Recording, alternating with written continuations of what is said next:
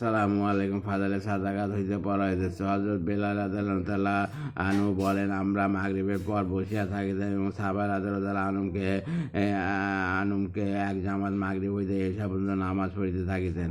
এই সবের উক্ত আয়াত নাযিল হইয়াছে। হযরত আব্দুল্লাহ ইবনে ইসা রাদিয়াল্লাহু তাআলা হইতে এইরূপ নকল করা হইয়াছে যে ডানসাদের এক জামাত মাগরিব থেকে এশা পর্যন্ত নফল পড়িতেন। এই সম্পর্কে উক্ত আয়াত নাযিল হইয়াছে। দ্বিতীয় অভিমত এই যে উক্ত আয়াত দ্বারা তাহাজ্জুদের নামাজকে বোঝানো হইয়াছে। হযরত মুআয রাদিয়াল্লাহু আনহু হুজুর সাল্লাল্লাহু আলাইহি ওয়াসাল্লামের ইরশাদ নকল করেন যে এই আয়াত দ্বারা রাতের নামাজকে বোঝানো হইয়াছে। এক হাদিসে মুজাহিদ রহমাতুল্লাহ হইতে নকল করা হইয়াছে, হুজুর সাল্লাল্লাহু আলাইহি ওয়াসাল্লাম রাতের নামাজ সম্পর্কে আলোচনা করিলেন এবং তাহার চোখের হইতে অশ্রু প্রবাহিত হইল, অথবা তিনি এই আয়াত তেলাওয়াত করিলেন।